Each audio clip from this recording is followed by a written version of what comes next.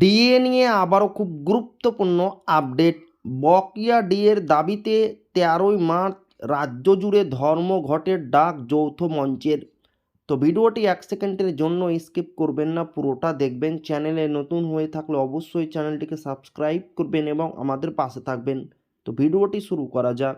বকেয়া মহার্ঘ ভাতার দাবিতে উত্তাল কলকাতা। সুপ্রিম কোর্টের নির্দেশ সত্ত্বেও 25% ডিএ না মেটানোর অভিযোগে বৃহস্পতিবার কালীঘাট অভিযানের ডাক দেয় সংগ্রামী যৌথ মঞ্চ। তবে হাজরা মোড়ে পুলিশের ত্রিস্তরীয় ব্যারিকেডে আন্দোলনকারীরা বাধা প্রাপ্ত হলে ব্যাপক উত্তেজনা ছড়ায়। মুখ্যমন্ত্রী বা মুখ্য সচিবের সঙ্গে আলোচনার দাবিতে দীর্ঘক্ষণ পথ অবরোধ করেন সরকারি কর্মচারীরা। পুলিশি বাধার মুখে আন্দোলনকারীরা গন্তব্যে পৌঁছাতে না পারায় ক্ষোভ উগরে দেন মঞ্চের নেতা ভাস্কর ঘোষ।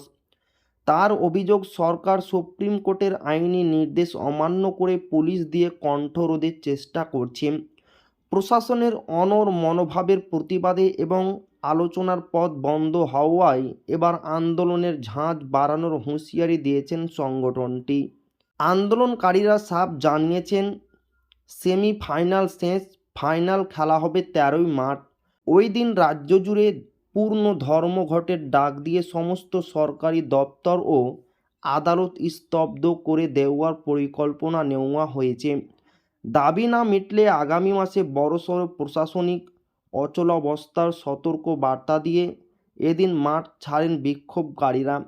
তো এই ছিল ডিএ নিয়ে খুব গুরুত্বপূর্ণ আপডেট যা আপনাদের মাঝে শেয়ার করলাম। তো আবারও দেখা হবে ডিএ রিলেটেড খুব গুরুত্বপূর্ণ ভিডিওতে।